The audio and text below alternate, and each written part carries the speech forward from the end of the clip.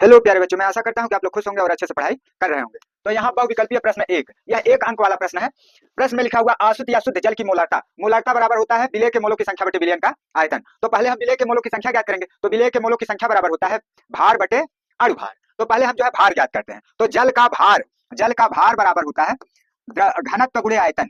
घनत्व गुणे आयतन होता है। तो यहाँ जल का घनत्व एक ग्राम प्रति घन सेंटीमीटर होता है। तो यहाँ एक लिखेंगे और आयतन 1 लीटर। तो 1 लीटर को हम यहाँ 1000 मिलीलीटर में चेंज करेंगे। तो 1 × 1000।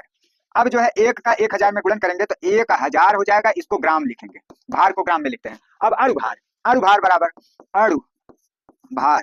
जल का सूत्र होता है H2O। तो हाइड्रोजन का अणुभार, हाइड्रोजन के एक अणु का भार 1 होता है। तो 2 परमाणु के साथ है तो 2 गुणे 1। और ऑक्सीजन का अणुभार 16 होता है। 16 तो 2 × 2 हो गया, यहाँ 2 + 16 बराबर 18। तो इसका मतलब जो है अणुभार 18 हो गया। तो अब हम जो है भार और अणुभार प्राप्त हो गया। तो अब हम जो है निकालेंगे विलेय के मोलों की संख्या।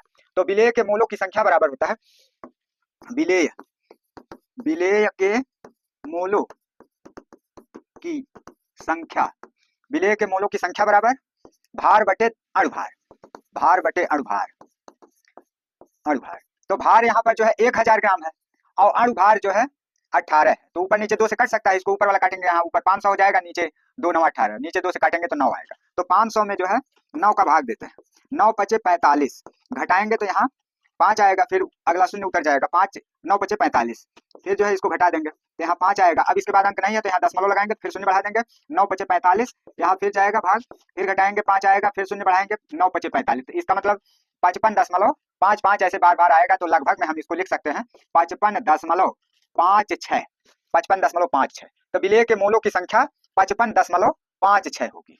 55 अर्थात विलेय के मोलों की संख्या बराबर 55.56 होगी। अब इसके बाद हम जो है निकालेंगे, अब इसके बाद हम मोलार्ता ज्ञात करते हैं।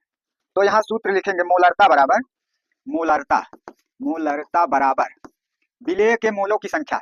विलेय के मोलों की संख्या, विलेय के मोलों की संख्या बटे विलयन का आयतन लीटर में। विलयन का आयतन लीटर में। तो अब जो है